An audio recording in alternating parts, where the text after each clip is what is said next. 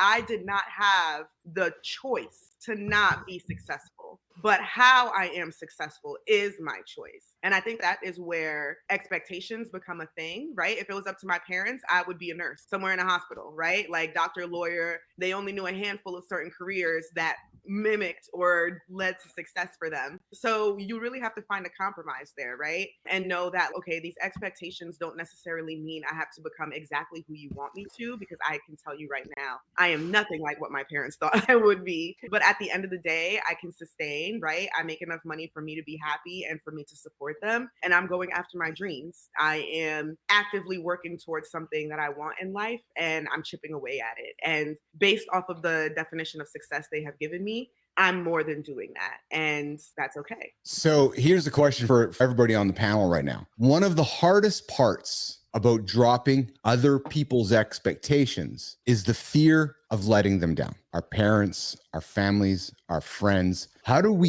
you overcome the fear to stay true to yourself? Essentially saying, fuck you guys. I know the route. I'm going on it. I'm sorry that I might be letting you down. I'm sorry that I might not be I'm sorry that I might not be meeting your expectations. That is a tough, difficult pill to swallow for family members. Like, I'm thinking of myself as a parent. I'm sure one day my kids are going to come up and I'm going to have a certain expectation and it's probably not going to be met. Who wants to take this one on first? Marty. All of us. I can relate to Tamika. Tamika, how old are you? 31. Oh, same age. Yeah, I'm 31 as well, so I can relate, because that generation of parents, I'm nothing of what my mom wanted me to be. I'm not doing anything bad, you know. Still a productive citizen. Christina Moody got mom on the show. Yeah, that would be hilarious. I look at it like this though.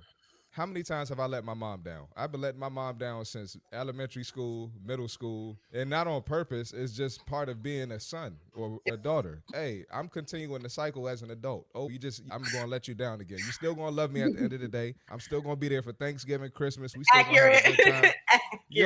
You'll get over it. Oh, and I'm probably going to piss her off again in a couple of another decision I make. Oh, but that's a great way to look at it. That's what helps me, because I love what I do. I love where I'm at. So it is what it is. Yeah.